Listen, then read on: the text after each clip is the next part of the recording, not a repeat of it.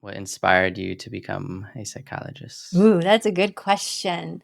When I remember when I was in high school, my dad gave me the hardest time. He always wanted me to declare a major. And he's like, "What are you going to do? What are you going to do? You're starting soon." And I had no idea. I was like, "I don't know." And I would tell him, and he wouldn't leave me alone. So eventually I lied. And I just said, "I'm going to be a biology major." And it was Mm, because I was so tired of him asking me. And yeah. so when I started college, I went very intentionally wanting to make a decision. I didn't want to be undeclared forever. And so I just started taking classes in different schools, just different stuff, just basic stuff. And I took a Mm. psychology course, like my very first semester in college. And I fell in love with that psychology class. And within, I think, a couple days, I just declared my major as psychology and I've never turned back. And how long ago was that? It's been over 20 years. It's been a while. Thank Congratulations. you. Well, let's see. I was what, 18 back then? So, yeah. Mm, Yeah, it's been a while. More than, yeah, yeah. 20 over. Yeah, I think yeah, when when you're around that age, at least for me, I didn't know what the heck I wanted to do. Right? Um, so it's like when you get to that age, your parents and society is like Mhm. expecting something from you, and I don't think that's necessarily good. Me neither. Um, for me, like it took me, like I recently became obsessed with psychology recently. Mhm. Um, and I just turned 31. So when I was around that age, yeah, I didn't know what the heck to do. So I don't blame you for. And I completely agree with you that when you do something out of inspiration because you're curious, because it lights you up, it just Mhm, works out as opposed to doing something because you're forced to do it. And I think in life, we do mhm, so many things and we're forced to do them. And then we innately grow resentment because what's happening is we're stepping out of who we really are. It's not who we mhm, are. And so it feels like a disconnect inside. So I completely agree with you that when we allow for curiosity and creativity to kick in versus forcing ourselves or other people or society forcing us to do something, it's a completely different result. And I'm just really fortunate that when I took that psychology class, I was just enamored. I'm like, this is magical. And I yeah, actually genuinely became curious, but I unfortunately had to lie for a minute in order to allow myself to figure it out.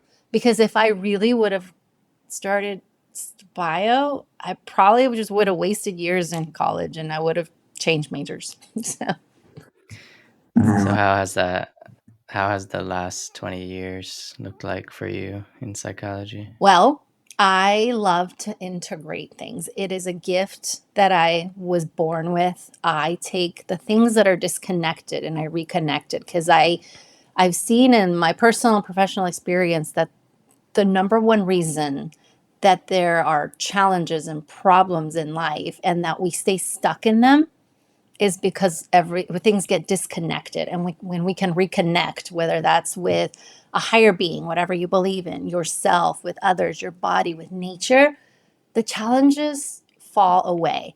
And so I integrated my love for psychology with my love for children from very early on. I've been working with kids since I was probably 19 years old. I started working with kiddos. I started as a tutor, and then, I remember in college they had a really cool.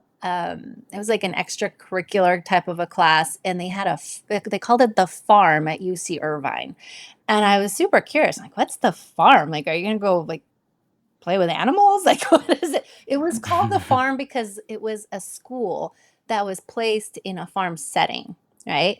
And so what Mm. it was all these children that learned in a way that didn't restrict their curiosity. And so they would go in, and the first thing they did was like they took their shoes off. There were different rooms, and they wandered around, and they still learned, and they had a curriculum that they had to learn, but there was so much space for them to do it in their own way at their own time. So they flourished. These kids learned so rapidly, and I was fascinated. So I took that class in college very early on, and I got to work with kids as young as they were like 2 years old, 3 years old, 4 years old. And I was just in love. I've been in love with children pretty much my whole life. So, between taking psychology and my passion for children, I blended those together. And that's all I've ever done is worked with families and kiddos in the field of psychology. What do you think is like the biggest concern for new parents when it comes to this line of Ooh, work? you have some really great questions, by the way. I really appreciate your questions. The number one Thanks. concern I would say for new parents, unfortunately, society doesn't set up parents for success. And because Mm. society doesn't set up parents for success, we grow into adults with ceilings. And I know we all have limitless potential. We have the ability to do things that in these bodies we're never going to, right? It's crazy the potential that we have. But the reason we don't know how to tap into that is because of the way our brains are wired from very early on in life. And because parenting is it's this thing where people say, "Oh, you'll know what to do. You'll figure it out. It's okay." No, it isn't okay. Because just like we learned a trade, just like I learned how to become a psychologist, like you've learned how to podcast, I'm sure you spent a lot of hours just even figuring it out, right? And taking, you know, I taking like videos, I like learn as I go. right? And but Yeah. I'm assuming that you had to take some sort of class or something or figure out how to piece it together, right? Yeah, like research and Yeah, you stuff, have to yeah. research, you have to put time and energy into it. And yes, of course, we're evolving as we go. That's always going to be the case. But when it comes to Mhm. parenting, we're raising human beings, and we're supposed to just know what to do. And then when we do what we do, we get judged for how we do it. So there's a lot of judgment when it comes, Oh, yeah. and there is very, very little direction. The way we parent our children is based on the way we were parented, because there's that automated, our brains are wired to react and be a certain way. So even when parents say, I'm not going to do that thing that my parents did, when you're in a state of stress, you revert back to automated ways of knowing, of being. It's so Mhm. ingrained in us. And so I feel like the number one issue with parenting is that we don't get any training. We're lucky if we take a course or some sort of, we read a book or we do like very basic stuff. But again, it's very disconnected because we don't look at the whole body. We don't look at how what we feed our children and the toxins they're exposed to, and how much they're in Mhm. nature, how that influences their behavior, how that influences their mood. But how would anybody know that if nobody taught us that? And I think that's the Mhm. number one disservice in parenting, is that we're supposed to just know how to do it. And so we grow up and we have a story in society that parenting is hard, and it doesn't have to be this hard. When you actually have a roadmap, when you actually have direction, it really, we don't have to suffer like this. It's just makes me sad that we suffer as much as we do as parents,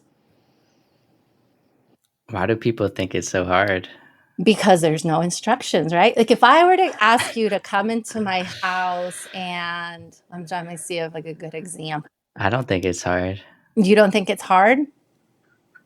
No, I had twins. Amazing. That's amazing.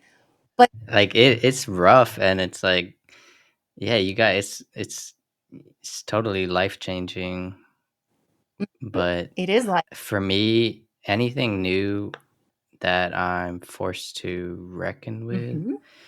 I embrace it, and I embrace it in a way that I welcome the struggles. That's amazing, and that's great that you have that mentality, but even when you're Mhm. welcoming the struggles in, and you're having a tough time with something, because kids change, like, every few weeks, it's like, "Ah, I figured it Yeah. out." It's like, "Wait, they were sleeping, and now they're not sleeping, and wait, how do I do this, and how do I potty train, and do I do it now or Yeah. do I do it later?" And all of that noise Mhm. and confusion can be so It's overwhelming. overwhelming, and that's what makes it tough because especially in the age of information, you can go and find so much information out in the world. You can Google all of it. How do Yeah. you know what's accurate, what is in alignment with you and your family, what isn't? Because Mhm. I find a lot of parents that they'll find methods of things to do and they do it, but they feel awful doing it. Like an example might be the cry it out method for them to sleep, right? Parents, Uh, oh, it's so hard to let them cry, but I did what I was told and I'm just going to cry in the yeah, there's morning. like an I'm gonna, instinct, right. yeah, Do like it. ingrained in our mental, like when we hear a baby crying, like we want to do something about it. Right. But we don't listen to that. And so letting a child cry it out and we're feeling that discomfort, Mhm.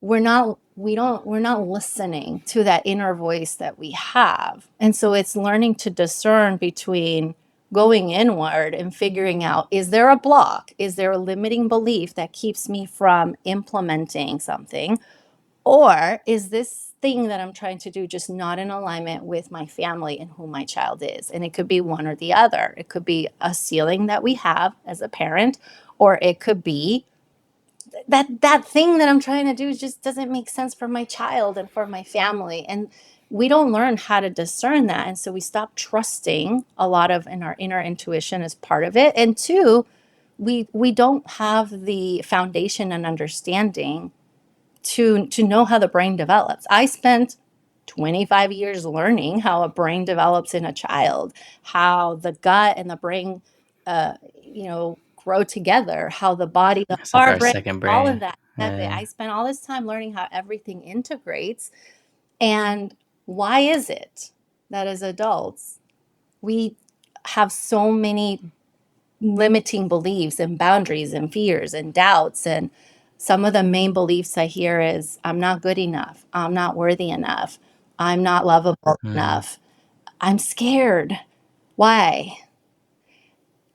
It comes from these core beliefs that are formed in very early childhood, but we unintentionally instill these beliefs in our kids without even knowing because no one's ever taught us Yeah. how to intentionally wire the brain and intentionally guide the brain, body, heart, and spirit so they can do the magic that they can do. I do think it's like a mixture though, because there's times where my daughters have like those limiting beliefs, like I don't know if I could do it, I can't do it, or I'm afraid. And I've always, from as long as I can remember, I always tell them like you can, like you can do it, you can do anything, you know. So I think it's a mixture of like uh I don't know, genetics and just like nature versus nurture. Because some of those limiting beliefs, they just naturally have. Like I can't do it. I don't know. Even though I've been telling them the opposite. But you're not the only one telling them, right? So Mm, they're influenced by not just you, but by school, but by friends, by their teachers, by society. And so it's a mm, combination of a lot of things. And it's that fine line too of, for example, when I'll give you an example of a child that's like that star child, right?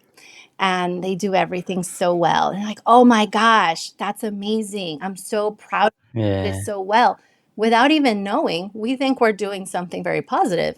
And not that we're Hmm. not, but what tends to happen is even the way we speak to our children can turn into something like, oh, I grew up to become a perfectionist because I've Like been an told expectation. that I do things so well. And if I don't, what if?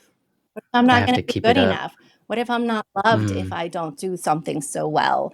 It can be the simple act of the constant hearing that I am so great that I'm now afraid to fail. And so there's these subliminal messages that go on that we don't even realize are happening that are wiring the brain in a way that starts to create those ceilings. And so when kids start to have those beliefs like I can't do it, I'm scared, there's so much more that goes into it that we don't Mhm. realize. Now, is it that we need to remove adversity and like kids are never going to experience? No, of course not. Give everybody Part of a, evolution, participation right? medal. No, not at all. It's part of evolution. It's more having the space to Mhm. experience, to be who you need to be, to fail in a safe place so that when adversity happens, the way you perceive it and how you approach it is what the difference is. And so, a lot of times when children fail, we don't allow for that failure. And so, what tends to happen is that we grow up very afraid of the unknown. But you know what happens in the unknown is magic. And yet we're afraid. The brain by nature, scientifically, loves repetition. It Uncertainty. loves when it knows what's going to happen. Like, I am safe if I know what my day looks like, if I have routines, I feel safe here. But the minute we step into something new, it's like, oh, wait, hold on a minute. Like, don't do that because what if you fail at it? I need to keep you safe. So the brain by nature is going to do everything it can to keep us safe. And in that safety, it keeps us from the unknown and from doing things that couldn't take us to the next step. And so in Mhm. early childhood is being able to provide a space and an environment where children are safe to explore and fail and get up and know that, okay, my parents here or whomever, teachers, support systems are here. And whether I succeed or not, it is part of the process. Like all of it is good, and I am inherently worthy and I am loved no matter what. And that's part of the education that goes on. Like I hear a lot of parents say, like, oh, like kids are gonna grow up soft now if we follow these. Oh, I've heard It's like, I think that. it's a misconception right there because it's not about not having boundaries. Softer heart, No, it's not yeah. about that. It's about how you approach it. I'll give you an example. Like, even with my son this week, my son is 12, Mhm. and he says to me, Mom, I really don't want to go to Spanish this week because he has Spanish every week. And I'm like, it sucks to have to do things that you don't want to, doesn't it? He's like, I really don't want to go. Like, can I reschedule it? And I'm like, no, you have to go. Give me a really good reason as to why you don't want to go to Spanish. Are you sick? Do you have a headache? He's like, no.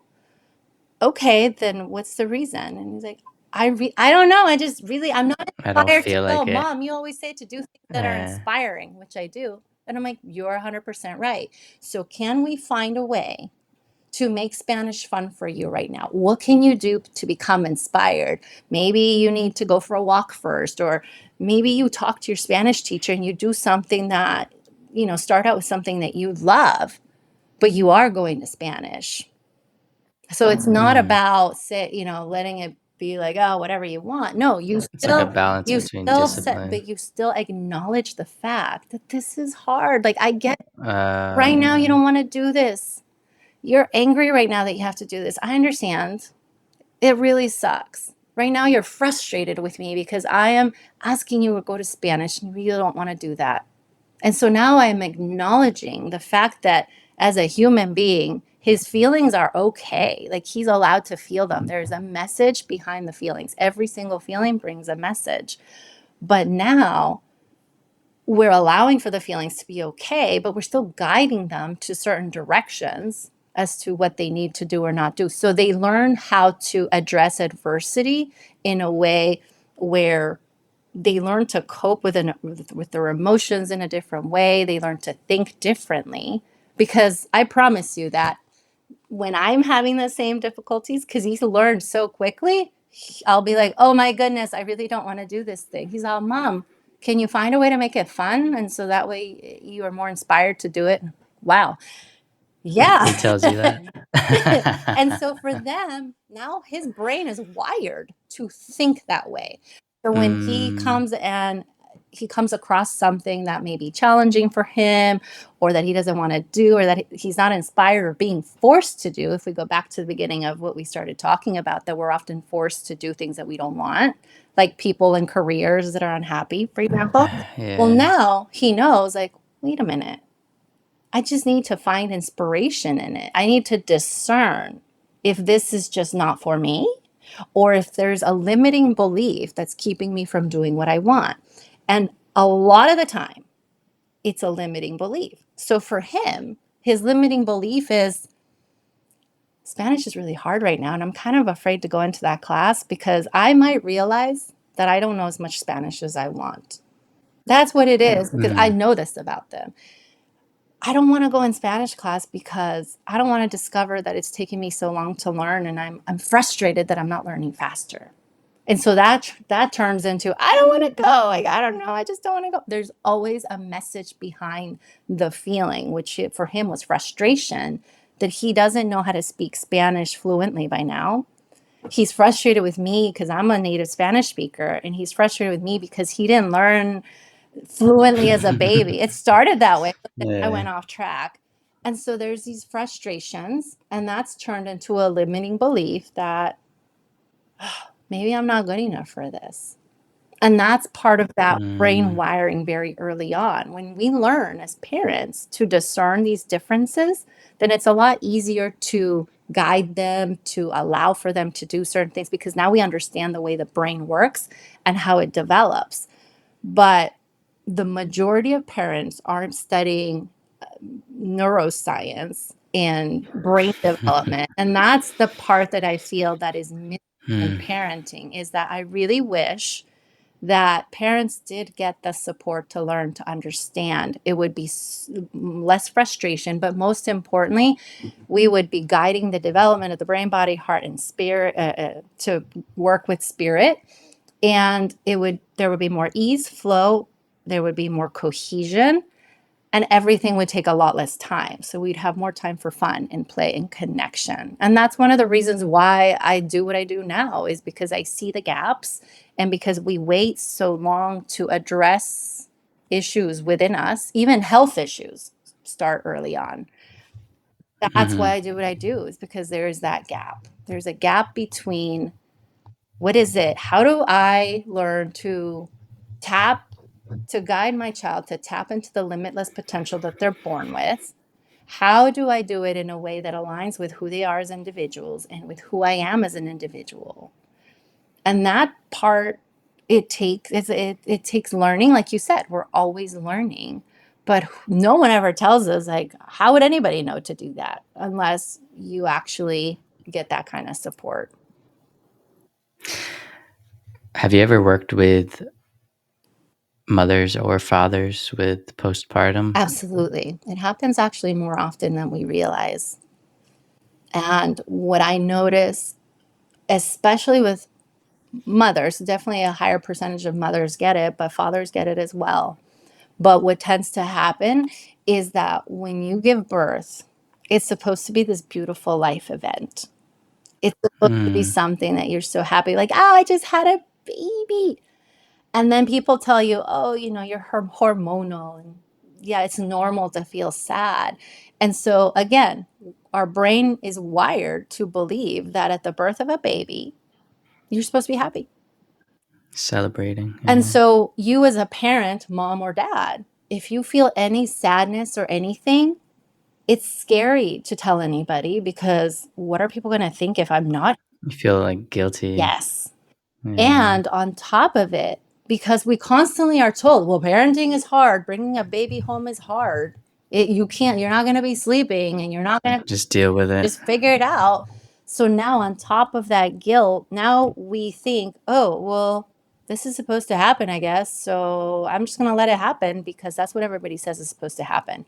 It doesn't have to be that way either if we have the support. If we even get a chance for a parent to acknowledge that it is okay to feel the blues, to feel sad, to feel scared and overwhelmed, that alone would relieve so much pressure because we would be able to tell our systems, our bodies, our brains, I hear you. I'm listening. There's a message there for me. But instead, we try to suppress the guilt, the sadness, whatever we're experiencing, we suppress it. And when we suppress feelings, they grow bigger. Yeah, they grow into disease. You got it. And our bodies start to break down. We always think, oh, I'm getting old, so I have more physical problems and disease. All of that starts very early on in life. Yeah, I think a lot of people disregard the psychophysiological part, um, and more often than not they just think it's like, oh, my I need to change my diet or I need to do this, but people forget about the brain body connection. You are 100% right on that one. And I don't think, I think too, it's tough because nobody teaches us that, right?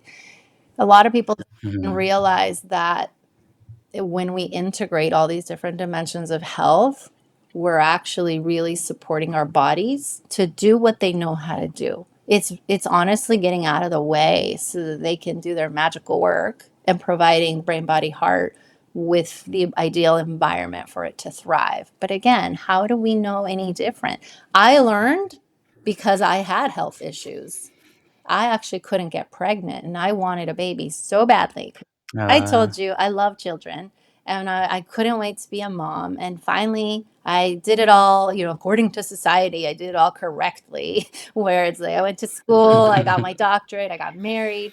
And when it was time to have a baby, I couldn't get pregnant. And it wasn't until that time that I became curious and started exploring Eastern medicine, Eastern practices, learning more about the brain, body, heart, spirit connection.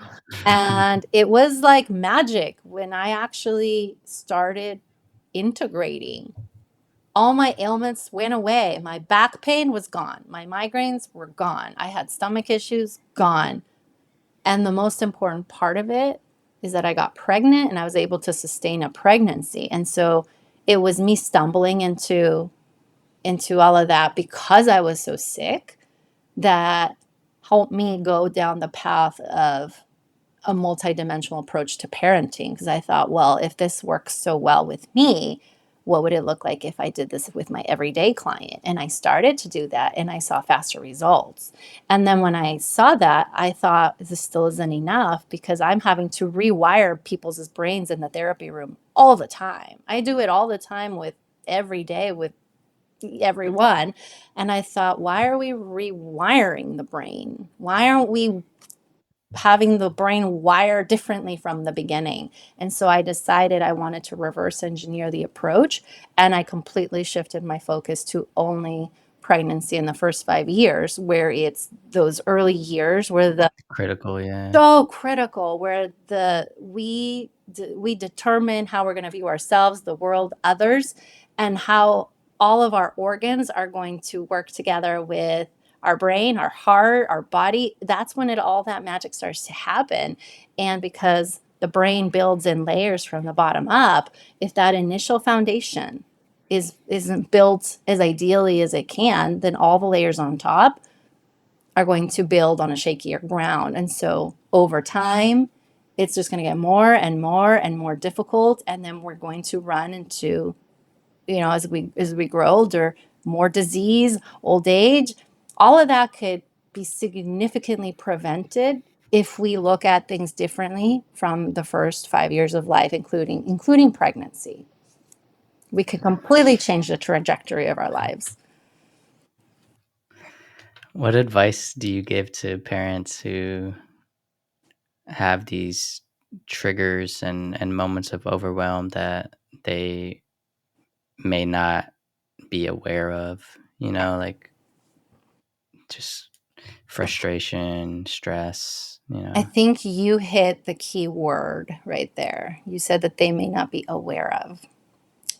Mhm. Awareness is a key word because when we start to pay attention to the way we feel, when we tune into our hearts, literally, intentionally just start dropping into our hearts. And instead of, we're out usually up here in our brains in beta waves where it's like, do, do, do, do.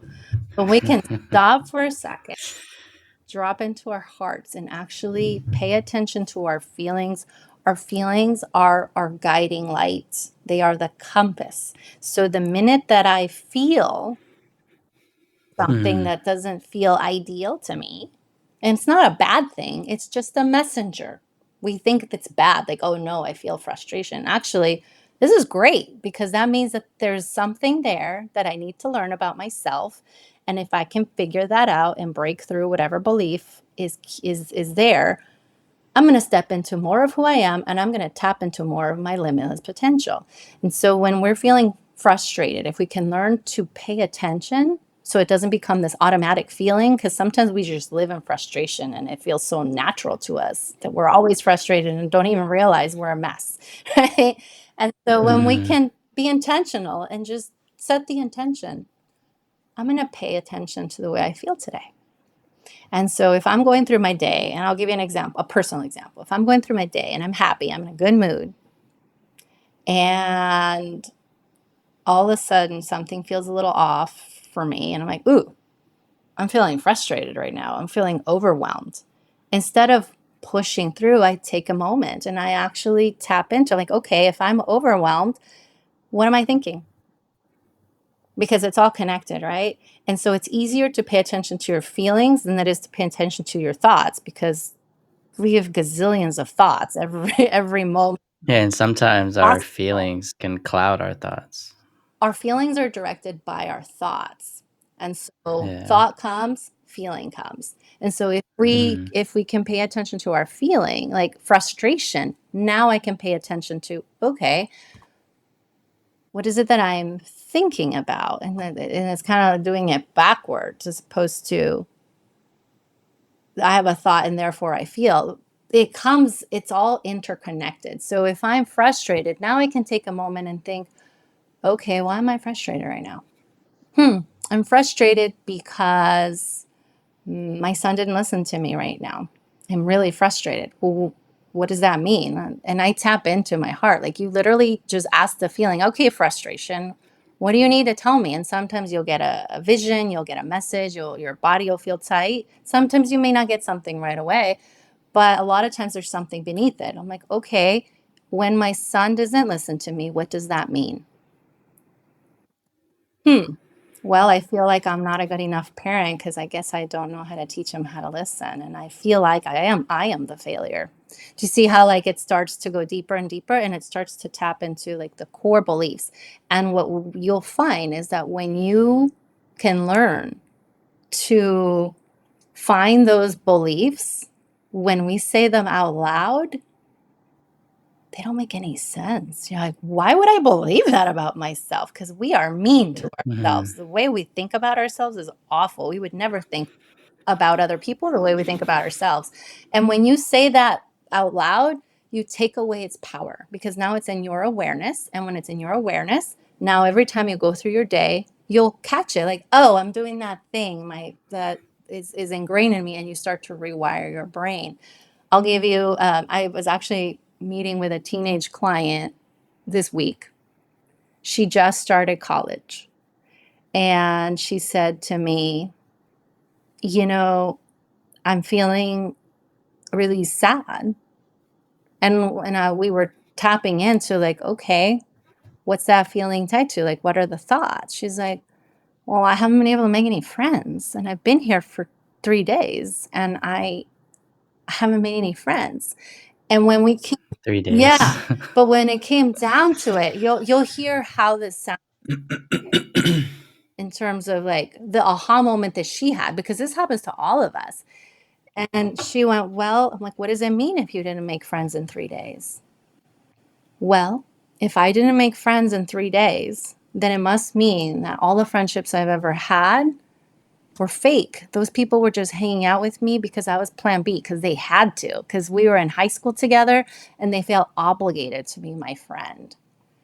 So I had to stop her. I'm like, so you mean to tell me that every single friendship you've had in high school all of those people that are your friends and that sat with you, went out, hung out with you, they only wanted to be your friend because you were plan B. And at first she said, yeah. And she goes, yeah, oh my goodness, that sounds so ridiculous. And then she just had that aha moment, like, oh my gosh, how does that doesn't even make sense?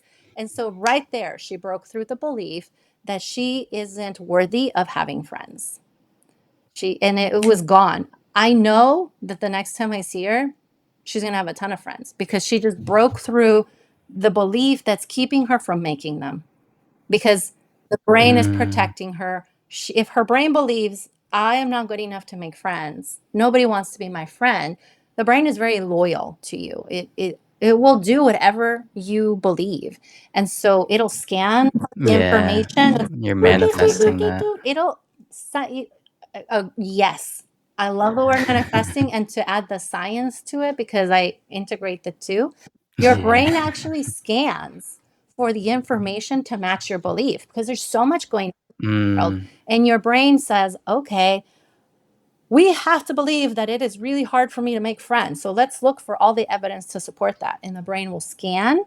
And even if, let's say, yeah. there's 5 people in front of you and somebody's waving at you and smiling, wanting to be your friend, you won't see it. You'll see the person that's not looking at you. And then you'll say, see, I knew it. I'm not good enough to make friends. It's Yeah, so that's like the, uh the reticular activating system. I think I heard of that. Where it's kinda, like, similar to, like, in a simplistic example, when you buy a new car and you just start seeing that car everywhere. It's like, I didn't know there were so many of these yes, cars before I bought it. Uh, this is, like, a simple it example of is. that. You got it. Yeah, Yeah. yeah. It's pretty it's wild, and at the same time it's so amazing because when you realize that you are that powerful, that if you shift the way you think, your world changes. Wow. Imagine when we can learn to do that with confidence, with belief, with a knowing that we are that powerful. And that's why some people just like it seems so magical, right? The things that they do, like if you think about some of the people that are like the extraordinary, like the Tom Brady's and the Steve Jobs and all these like amazing humans, and we're like, oh my gosh, that's so cool. But you know what? Every single human being has the same potential. We just don't know how to tap into it because we have these belief systems that keep us in a ceiling because our subconscious is programmed to keep us safe. And anything outside of that, it's scary. And so it's learning how to Yeah. tap into that and learning how to break through those beliefs. And it starts with awareness. Yeah, I think a big part also that people don't realize is your physical health as well, because I know days when I don't get enough sleep, those beliefs just creep in, and it's like, I just didn't get sleep. Why am I thinking like this just because I didn't get sleep, versus days where I like got the best sleep. I'm just like, I can tackle the world because like it's really overall, like, you have to take care of your overall health. You, Um, it's so the yeah. vessel that keeps us moving. And we don't take the time to give it the celebration that it needs, the gratitude. We grind, we push our bodies. But at what point do we stop to think, wow, I did all the things I did today, and my body walked me through them. It was my body, this vessel, that allowed me to do A, B, C, D. How many times do we take to celebrate and say, thank you for getting me through 10 hours of today? Instead, we Yeah. say, oh, I'm tired, or this, or I don't look the way I want to look, or we complain about our bodies all the time, and rarely do we celebrate the magic behind us because the way they work and the things they do without us even knowing internally. to keep us alive, that's incredible. And to be able to take a moment to give gratitude and provide that body with support is so important. Because like you said, I have the same issue. Like if I don't sleep enough, I'm everything bothers me 10 times more. Those limiting beliefs start creeping up out of nowhere. So much It's like, stronger. I And you just need to take a it's a message. Your body's saying, "Hey, rest, can you yeah. just take a moment, please? I'm tired. Like, can you just honor me for a second?" And it's again, it's brain, body, heart, spirit trying to get your attention to do what needs to be done because there's an entire built-in mechanism that gets us to the next step and the next step and the next step, but we don't know how to follow that mechanism. And so we break our Mhm. bodies down in disease forms, whether that's physical disease, psychological disease.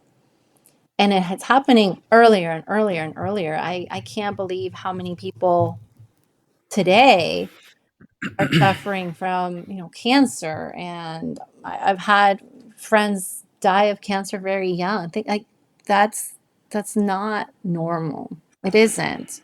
And but again, it's the integration of even when people take good care of their bodies, they may not be taking care of what's in here. And so the thoughts that have, Yeah, that was me for right, so they long, create yeah. disease because when we have a thought that is feels yucky, we'll say that feels uncomfortable, our body releases chemicals, and those chemicals can break down our body. And when we have thoughts that are pleasant, our body releases chemicals, and those chemicals help our body.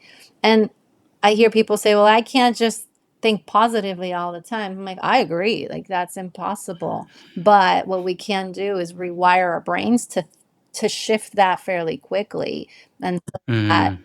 when we start having these thoughts, if we take the time to have that awareness, to process through and allow the emotion in, to understand where it's coming from, it starts to shift. And very, very naturally and automatically, just like we have automatic negative thoughts, we can have automatic positive ones. It just takes practice. It's like going to the gym of constantly, checking in with your heart and Yeah, firing your um, yeah, I always remind myself and anybody listening, it's like, you have to give yourself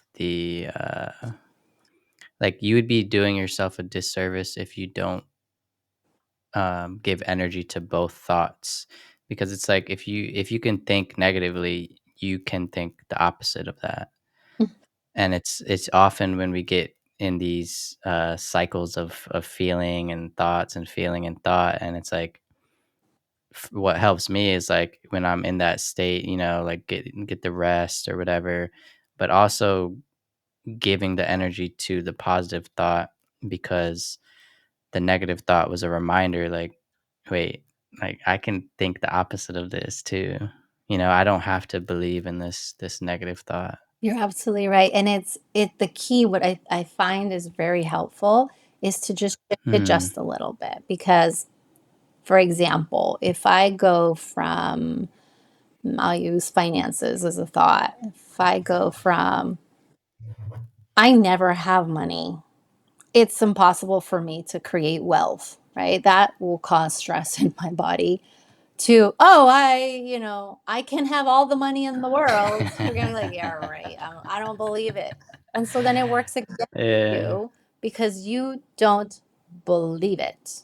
Yeah. And the quantum field, the energetic field around you, because we're all energy, is going based on the feeling, not the thought. That's why the feeling is so important. So you have to believe what you're saying or it's going to work against you. And so I always recommend, let's say the thought is, I'm never going to have any money and I'm never going to create wealth. If we could change it just a little bit so that you believe it. Right now, I might not have the kind of money I need, but you know what? Every day I'm finding ways to create more income in my life.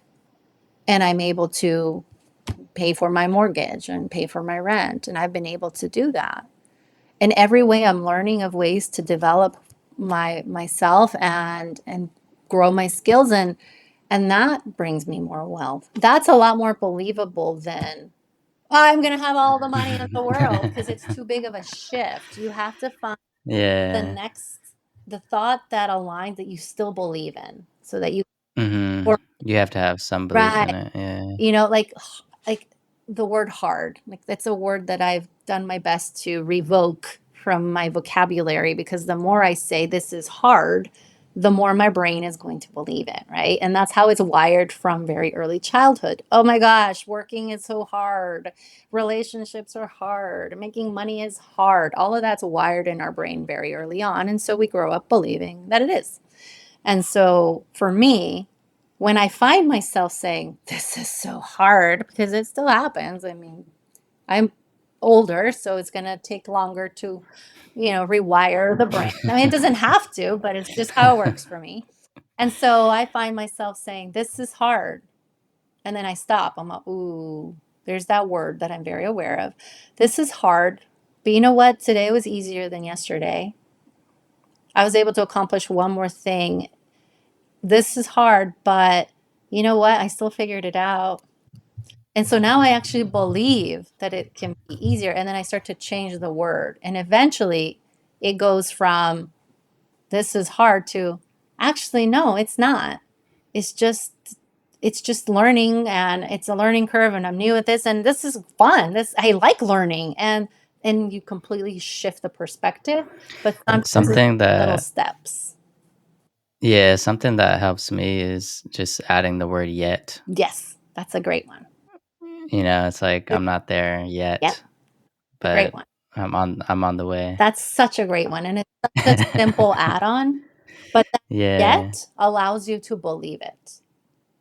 I Yeah, it don't have opens it it up, yeah. yet. I don't have the relationship I want yet. You're Yet, 100% right. yeah. And now it's like, "Oh, I think I can believe it." And for some people, that's even too big of a shift, because 'cause they're like, "I still don't think it's ever Mm. gonna happen." And so at that point, it's finding evidence to support It's that. like those small It's just shifts. very tiny shifts, and those little shifts go a long way. But most importantly is the feeling that's attached to them. If we can speak to the feeling, it is so much easier to break through beliefs that no longer serve us. They're here to serve a purpose. They always are. I Yeah, it's think that you. I feeling is for you. so important, yeah. So what do you mean when you say you wanna bridge science and soul? That's a great question. Well, I often hear people say, "Oh, that's woo woo, and I don't believe in it because it's not backed by science." And then I hear people Mhm. that go the complete opposite, and if there's no research paper for it, then forget it. It doesn't. Like, we need empirical Yeah, data, but guess yeah. what? First of all, we're humans doing experiments, so there's a lot of error in experiments at times. So you have to be really good at knowing how to do experiments and back things up by science. And Mhm. there's also a lot that hasn't been studied yet, that's been around for years and years, hundreds and hundreds of years, proven, but there isn't a scientist that has gone in and A actually study, yeah. study on it. And so everything where there's energy, and obviously now there's so much more science to back it up, but everything energetic, and the ability to tap into limitless potential, and the ability to create more than survive, and to do things that we often don't believe are possible, to be able to create the world we want to live in solely based on the way we think and the energetic field around us. There is science to back that up, and there's also that soul piece. So it's being able to help people see the impossible with the science that is around, so that we can bridge it together. And also, there's just a lot of, with modern technology, there's so much that we've learned about the brain and the body that maybe isn't studied, when you look at Eastern practices. And to take the best of both worlds is really, really neat. So, for example, when it comes to brain development, I'm very science based when it comes to how the brain builds in a child, right? Like, It starts with the reptilian brain and works its way up to the thinking brain. That's a very Mhm. scientific way to describe the brain. But then, if I were to tell you how powerful you are as an individual and that you have the ability to create the world around you, that would be considered more of your woo woo stuff, right? And so, when you bring that together, it's pretty powerful to There's not a word for that. the woo woo, I the was I was talking yeah, I was mystical. talking to somebody, like, what is What the is the woo? the synonym for woo-woo? Mystical, the I Mystical, would say yeah. mystical, but it is we call them mystical. Why? Because it's unknown to us, because we don't remember it, because our souls remember it. Mm, We as humans might not. And so I like to bring the best of both worlds. The soul behind the ancient wisdom that's been around for hundreds and hundreds of years. The science yeah, that I'm the we bring same. in today that tells us and supports so much that we didn't know. I think it's so great to bridge both worlds instead Me of too. having to live in one or the other. Yeah. I can tell that about you. Yeah, like, being, like, a hardcore scientist, it's like I need proof for everything to believe it, and it just like, where's the faith at, you know? You don't have faith. Mhm. Exactly. And it's being able to bridge both of those because there's just so much that goes into all of it that we don't think about. But there's so many things we do that require, we'll call it faith, that we don't even realize. We have so much faith in so many things and don't even know that. And so if we could get to a Yeah. point where we could believe it before we see it, life would be a lot easier. But we are like, nope, I don't believe it until I see it, so that we stay stuck in a little box of a limiting belief that it's not possible. Well, if science hasn't proven it, then it must not be possible. Yeah, my biggest argument against that is goals, because it's like you have to have faith when you start a goal, and especially if it's a huge goal, you have to have faith that it's possible, because it's not done yet. It, You haven't accomplished it yet. You haven't seen, like, you may be seeing proof, like the baby steps or whatever, but it's like if you have a huge goal, you have to have faith and believe in yourself that you can accomplish it before you see the physical evidence of it. absolutely. And if we didn't have some sort of faith, then we would never explore new things, right? We probably would have never ended up in a plane. But somebody said, you know what? I don't believe you. I believe we can fly. And now we have planes. But imagine if every single person went by like just stuck to the science piece of, well, that's not possible. It hasn't been proven. We would never discover all this. Yeah, you have to dream and have Mhm. imagination. Einstein was great at talking about the importance of imagination. That's more important than anything because if you can imagine it, then it's possible. But when we Mhm. put ourselves in a box that's too rigid, then we stop believing in. You stay in that Mhm, box. you're like, well, that's not possible. It's Yeah, not possible. It can't happen. And if you believe it can't happen, it never will happen because now you've trained your brain to believe and will that it's follow not gonna you. It'll be like, happen. Yeah. okay, this is impossible. We're not going to go there. It's all connected. At the end of the day, everything's connected. The science, the soul, the energetic field, all of it is just so interconnected. We can't separate it. And I know if we spend more time integrating and seeing how everything is so connected, oh my goodness, we would spend more time experiencing more magical moments. Dr. Karen, do you have anything you'd like to share with whoever's listening right now that you think would resonate with them? Sure, I would love to. I would say follow your passion, follow your excitement.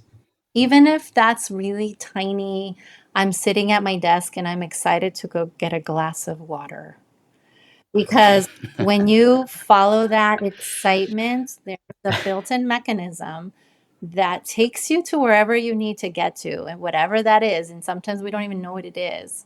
But when we follow our excitement, whatever needs to happen that we want to happen will happen in the best of ways. Stay curious, follow your excitement, just spend more time tuning into what lights you up, because the more we can stay in that alignment, the more we can step into the unknown, and the more we can break through the beliefs that keep us and hold us back. It's just really turns into something magical when you start to learn to follow your excitement. Thank you, Dr. Karen. Is there anywhere you'd like to like uh Send people. plug or whatever? Sure. Some people, yeah. Let's see. I always have so many things going on. I have, for parents, I have a quiz. If you go to any of my social media, my bio or my website, and what that quiz does is it helps you figure out how connected you are to your child, and if the way you're connecting is creating safety or stress in that little one's body. So it's a quiz that you walk through, and at the end, it gives you a lot of value in terms of ways that you can deepen your bond and further connect with your little one. I think that's a pretty fun one. And again, that's any of my socials under Lumi Taught or under Dr. Karen Molano. Is I feel like I do both. So I'm not that hard to find. And I just want to take a moment to say thank you too. I love what you're doing. I love your questions. I love your curiosity around psychology. And I think that the material you're putting out there is really great because it's going to help people remember more of who they are. So I just wanted to thank you for that. Thank you.